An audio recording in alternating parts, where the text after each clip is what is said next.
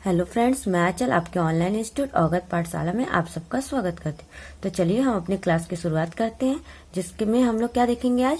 आप प्लेटलेट्स देखेंगे, जिसको हिंदी में बिम्बाणु कहते हैं, और इसको अगर हम साइंस में देखें तो क्या कहते हैं, थ्रोम्बोसाइट्स कहते हैं। जैसे हमने आरबीसी को क्या बताया था, इरिथ्रोसाइट्स। अगर डब्ल्यूबीसी की बात करें तो उसको क्या कहते हैं, ल्यूकोसाइट्स। उसी तरह से अगर प्लेटलेट्स की बात की जाए तो उसको क्या कहते हैं साइंस में, थ्रोम्बोसाइट्स। अगर यहाँ पे अगर हम मेल और फीमेल में देखें कितने प्लेटलेट्स पाए जाते हैं, तो यहाँ मेल और फीमेल में इक्वल पाए जाते हैं। वो कितना, 4.5 से 5.5 लाख पर 100 ml HB।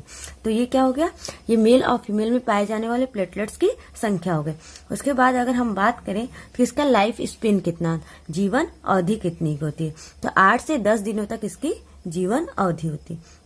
उसके बाद बात करें इसका फॉर्मेशन कहाँ होता है, जिसको हम लोग कहते हैं निर्माण। तो इसका निर्माण भी कहाँ हो रहा है, बोन मैरो में। हमने आपको बताया था कि ब्लड का कहाँ फॉर्मेशन होता है, बोन मैरो में। आरबीसी का कहाँ हो रहा है, डब्ल्यूबीसी बोन मैरो में। और डब्ल्यूबीसी का फॉर्मेशन कहाँ हो रहा है, बोन मैरो। उसी तरीके से अगर देखा जाए प्लेटलेट्स का फॉर्मेशन भी कहाँ हो रहा है, बोन मैरो में। अगर इसके डेड और रीजनरेट की बात की जाए तो ये भी डब्ल्यूबीसी की तरह डेड और रीजनरेट कहाँ हो रहा है, ब्लड में ही होता है। तो यहाँ हमने आपको किसके किसके बारे में बताया, प्लेटलेट्स, जिसको हिंदी में क्या कहते हैं, बिम्बाणु, और इसको साइंस में क्या कहते हैं, थ्रोम्बोसाइट्स। मेल और फीमेल में कितना पाया जाता है, 4.5 से 5.5 लाख पर 100 ml HB। उसके बाद लाइफ स्पैन कितना बताया, 8 से 10 दिनों तक।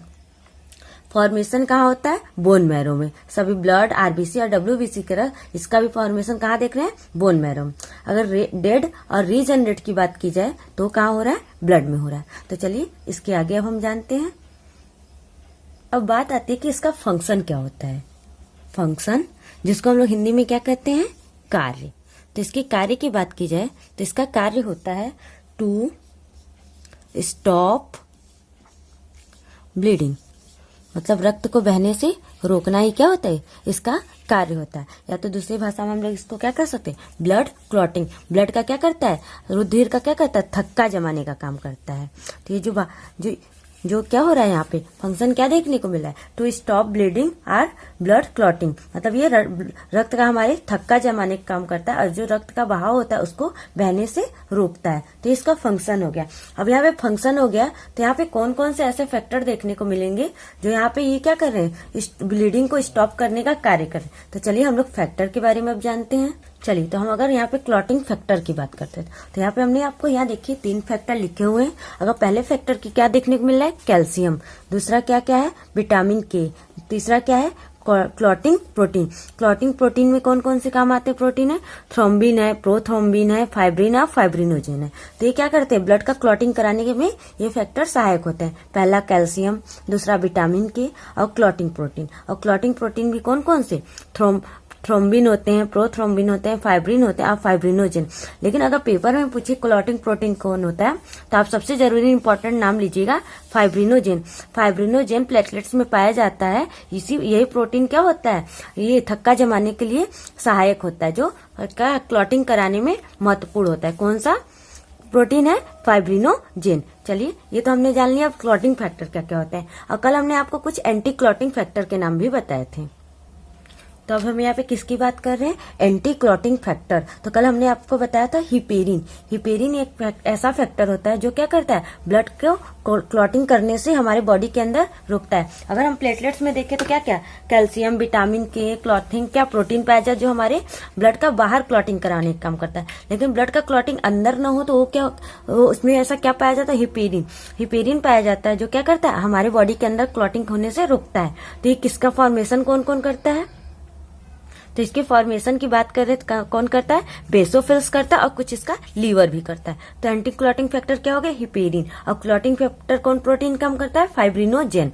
तो जहां पे इसका फॉर्मेशन कुछ बेसोफिल्स करता है और कुछ लीवर में होता है। तो ये हमने एंटी क्लॉटिंग के बारे में जाना। इसके बाद जानते हैं कि जब हमारे अंदर हिपेरिन की कमी हो जाती है तो हमें आर्टिफिशियल हिपेरिन भी दिया जाता है। तो वो क्या होता है, तो चलिए यहाँ पे हमने आर्टिफिशियल हिपेरिन का नाम लिया। तो आर्टिफिशियल हिपेरिन, जब हमारे बॉडी में हिपेरिन की कमी हो जाती है तो उस समय हमें आर्टिफिशियल हिपेरिन की जाती है। तो उसका नाम क्या है? हिरुडिन। हिरुडिन होता है जो हमें क्या किया जाता है? आर्टिफिशियल हिपेरिन के रूप में दिया जाता है। और हिरुडिन प्राप्त किससे होता है? सलाइवा ऑफ लीच, मतलब जोक की लार से हमें प्राप्त होता है। तैयार रखिएगा, हिरुडिन है जो हमें आर्टिफिशियल हिपेरिन देने का काम करता है। तो इसका नाम याद रखिए, क्या है? हिरुडिन।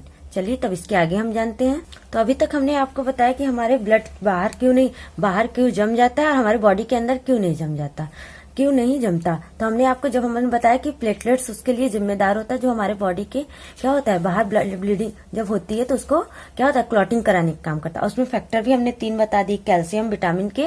और क्लॉटिंग फैक्टर में अगर हम प्रोटीन का नाम लें तो फाइब्रिनोजेन जो मेन है। और हमारे बॉडी के अंदर क्यों नहीं होता? क्योंकि हिपेरिन होता है। लेकिन अगर हम बात करें ब्लड बैंक में क्या होता है? ऐसा क्या प्रयोग किया जाता है? वहां पे खून नहीं जमता। तो वहां पे 2 चीजों का प्रयोग किया जाता है। अगर पहले की बात करें, कैल्शियम साइट्रेट और दूसरी सोडियम ऑक्सिलेट। तो ये 2 चीजों का प्रयोग किया जाता है जिससे ब्लड बैंक में क्या होता है? ब्लड जम नहीं पाता। पहला याद रखिए क्या है? कैल्शियम साइट्रेट और दूसरा क्या है? Sodium oxalate. तो इन दोनों का यूज जब किया जाता है तो ब्लड बैंक में भी क्या होता है? ब्लड जम नहीं पाता। तो यार अब इसके आगे हम जानेंगे। अब इसके आगे हमने तो जान लिया प्लेटलेट्स के बारे में कि प्लेटलेट्स क्या होता है, उसके कुछ फैक्ट्स क्या होते हैं। लेकिन अब इससे कुछ डिजीजेज होती हैं, तो उस डिजीजेस के बारे में हम लोग जानते हैं। चलिए कुछ बीमारियों के बारे में जान लेते हैं। अगर हमारे बॉडी में क्या, पहले अगर हम देखें तो क्या हो रहा है? अगर हमारे बॉडी में प्लेटलेट्स की संख्या कम हो जा रही है तो उससे क्या होता है? प्लेटलेट्स का मेन काम क्या होता है? ब्लीडिंग जो होती है उसको क्लॉटिंग कराना। लेकिन जब हमारे बॉडी में प्लेटलेट्स की संख्या ही कम हो जाएगी तो क्या करेगा? No bleeding clotting. जब ब्लीडिंग होगी तो उसका क्लॉटिंग नहीं कर पाएगा, उसका थक्का नहीं जमा पाएगा। ये तो हमने जाने जब कमी हो गई। यही अगर हमारे प्लेटलेट्स की संख्या ज्यादा हो जाती है तो हमारी बॉडी में क्या होता है? तो एक क्या हो जाता है? थ्रोम्बोब्लास्टिक हो जाता है। थ्रोम्बोब्लास्टिक का मतलब ही क्या होता है? अगर हम थ्रोम्बोब्लास्टिक की बात करें तो इसका मतलब होता है clotting inside the human body. मतलब ये क्या करता है? हाँ, थक्का जमाने लगता है हमारे बॉडी के अंदर। जगह जगह क्या करते हैं? हम ब्लड किसी वेसल्स के माध्यम से जाते हैं तो वेसल्स में ही जगह जगह क्या होने लगेगा? थक्का जमने लगेगा। और जब थक्का जम जाएगा तो एट लास्ट वो क्या होंगे? वेसल फट जाएंगे और जिससे हमारी क्या हो सकती है? मृत्यु हो सकती है। तो इसीलिए जब बीमारी देख रहे हैं प्लेटलेट्स की संख्या बढ़ जा रही है तो क्या हो जा रहा है? थ्रोम्बोब्लास्टिक हो जा रहा है, जो क्या कर रहा है? हमारे बॉडी के अंदर ही क्लॉटिंग कराने लग रहा है। और जब घट जा रही है तो क्या हो रहा है? जो ब्लीडिंग हो रही है बाहर उसको क्लॉटिंग ही नहीं कर रहा है। तो बढ़ जाएगी तो भी प्रॉब्लम और घट जाएगी तो भी प्रॉब्लम देखने को मिले। इसके आगे हम जानते हैं कि प्लेटलेट से एक बीमारी होती है हीमोफीलिया। तो चलिए उसके बारे में अब जानते हैं। तो चलिए हमने यहाँ पे क्या नाम लिया? हीमोफीलिया। हीमोफीलिया जो बीमारी है एक जेनेटिक बीमारी है। कैसी बीमारी है? अनुवांशिकी बीमारी है। अनुवांशिकी बीमारी जो एक से दूसरे में देखने को मिलती है तो उसको हम लोग कैसा बीमारी कहें? अनुवांशिकी बीमारी है। ठीक है, हीमोफीलिया, जिसको हम लोग जेनेटिक डिजीज भी कहते हैं। अगर इसके बात करें तो इसको हम लोग रॉयल डिजीज के नाम से जानते हैं। ऐसा क्यों? क्योंकि ये सबसे पहले जो महारानी विक्टोरिया थे उनके में देखा गया था। तो ये शाही परिवार में देखा गया था, इसलिए हम इसको क्या, कौन सी बीमारी करें? रॉयल डिजीज, जिसको शाही बीमारी भी कहते हैं। और इसको हम लोग एक नाम और जानते हैं, क्रिसमस फैक्टर डिजीज। ऐसा क्यों? कि सबसे पहले इसका पता हमें क्रिसमस डे यानी कि 25 दिसंबर को पता चला था, इसीलिए हम लोग इसको क्रिसमस फैक्टर डिजीज भी कह रहे हैं। अब इसमें क्या होता है? तो हमारा जो फॉर्मेशन होता है प्लेटलेट्स का, वो फॉर्मेशन होना बंद हो जाता है या कम हो जाता है। और जब फॉर्मेशन होना प्लेटलेट्स का बंद या कम हो जाएगा तो जो क्लॉटिंग कराने का काम करता है वो होगा ही नहीं। और जिससे ब्लीडिंग होना शुरू होगा तो उसका ब्लीडिंग होने लगा और एट लास्ट उसकी क्या हो जाएगी? मृत्यु हो जाती है। तो हीमोफीलिया में हमने आपको क्या बताया? ये जेनेटिक डिजीज है, इसको रॉयल डिजीज के नाम से भी जानते हैं और इसको क्रिसमस फैक्टर डिजीज के नाम से भी जानते हैं। तो ये हीमोफीलिया हो गया। अब उसके आगे हम कुछ नोट करके जानते हैं कि उससे और क्या होता है। चलिए, तो यहाँ पे आपने चुना होगा एक बीमारी होती है डेंगू और मलेरिया। तो डेंगू और जब मलेरिया होता है तो उसमें हम क्या होता है? प्लेटलेट्स की संख्या हमारी बॉडी में कम होने लगती है। अगर यहाँ पे डेंगू की बात करें तो डेंगू को ही हम क्या कहते हैं? हड्डी तोड़ बुखार। तो डेंगू से अगर देखें तो किस पैथोजन, किस रोगजनक किसके कारण हो रहा है? तो वो अर्बो वायरस होता है। अगर वेक्टर, इसका वाहक की बात करें, देखिए यहाँ पे याद रखिए, कारक कोई और होता है, वाहक कोई होता है। हो तो किसके कारण है? अर्बो वायरस के कारण। और इसका वेक्टर, वाहक कौन होता है? Female Aedes mosquito. याद रखिएगा, अगर इसका वेक्टर पूछेगा तो यार नाम लेंगे आप फीमेल एडिस मॉस्किटो का। अगर पैथोजन, इसका कारक पूछेगा जो इसका रोग जनक है तो वो कौन सा वायरस है, अर्बो वायरस। तो ये कैसी बीमारी हो गई, वायरस से होने वाली बीमारी हो गई। अब प्लस इसमें क्या हो रहा है, इसमें हमारे प्लेटलेट्स की संख्या हमारे बॉडी में कम हो जाती है। उसी तरह अगर हम मलेरिया की बात करें तो मलेरिया भी होता है, तो वो भी उसमें भी क्या होता है, प्लेटलेट्स की संख्या हमारे बॉडी में कम हो जाती है। तो ये हमने जाना डेंगू किस पैथोजन के कारण होता है, इसका वेक्टर क्या होता है। अब जानते हैं मलेरिया का पैथोजन क्या होता है और इसका वेक्टर कौन सा है। तो चलिए, हमने आपको डेंगू के बारे में बता लिया किस पैथोजन होता है और वेक्टर। अब जानते हैं ये मलेरिया के बारे में, ये किसके बारे में है, मलेरिया के बारे में। अगर देखें तो इसका पैथोजन कौन होगा, एक प्रोटोजुआ होता है। क्या नाम है उसका, प्लाज्मोडियम। तो प्लाज्मोडियम से ही क्या होता है, ये मलेरिया हो रहा है। तो हमने आपको, और यहाँ पे वेक्टर की बात करें तो कौन सा है, फीमेल एनाफिलिस मॉस्किटो। तो पैथोजन कौन है, प्रोटोजुआ। क्या नाम है, प्लाज्मोडियम। वेक्टर की बात करें, फीमेल एनाफिलिस मॉस्किटो। तो यहाँ पे हमने आपको डेंगू के बारे में बताया था कि किसके कारण होता है, वायरस के कारण। कौन से वायरस, अर्बो वायरस के कारण। और यहाँ पे अगर हम वेक्टर किसका बताएं, एडिस मॉस्किटो। और यहाँ ये मलेरिया किसके कारण हो रहा है, प्रोटोजुआ के कारण। कौन सा प्रोटोजुआ, प्लाज्मोडियम। और वेक्टर कौन है, फीमेल एनाफिलिस मॉस्किटो। और इसमें प्लेटलेट्स की संख्या तो कम होती है, लेकिन यहाँ पे साथ ही साथ आपको आरबीसी की भी संख्या हमारे बॉडी में घट जाती है। डेंगू में तो हमारे प्लेटलेट्स की संख्या घटती है, लेकिन अगर मलेरिया की बात करें उसमें प्लेटलेट्स की संख्या घटेगी और साथ में हमें आरबीसी की भी संख्या घटती हुई दिखेगी। तो ये हमारी कुछ बीमारियां थी जिसके बारे में हमने जाने, कुछ प्लेटलेट्स के जो फैक्ट थे उसके बारे में जाने। तो आज हमारा जो सॉलिड वाला पार्ट था ब्लड का कॉम्पोजिशन में, आज वो कंप्लीट हो गया। हमने आरबीसी पढ़ लिया, डब्ल्यूबीसी पढ़ लिया, प्लेटलेट्स पढ़ लिया और लिक्विड वाले पार्ट्स हमने प्लाज्मा भी पढ़ चुके हैं। अब हम कल की क्लास में ब्लड ग्रुप के बारे में देखेंगे।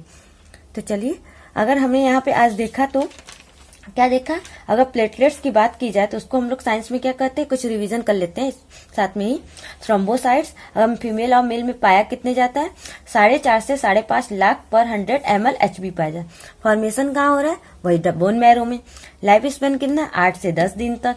अगर इसका डेथ कहाँ हो रहा है, ब्लड में। और रीजनरेट भी कहाँ होता है, ब्लड में। अब फंक्शन क्या होता है, ये ब्लड को क्लॉटिंग कराने में काम करता है, ब्लीडिंग का क्लॉटिंग कराने का काम करता है। और इसके लिए जिम्मेदार प्रोटीन कौन सा होता है, फाइब्रिनोजेन। और इसके वेक्टर देखें तो फैक्टर कई हैं। अगर फैक्टर देखें तो इसमें कैल्शियम, विटामिन के और क्लॉटिंग प्रोटीन, लेकिन मेन प्रोटीन कौन सा हो गया, फाइब्रिनोजेन। और विटामिन का नाम पूछे किस क्या होगा, विटामिन के। और फिर क्या होता है, कैल्शियम। तो इसके साथ ये 3 फैक्टर भी हो गए। और इसके साथ हमने कल आपको एंटी क्लॉटिंग फैक्टर का नाम भी बताया था, हिपेरिन।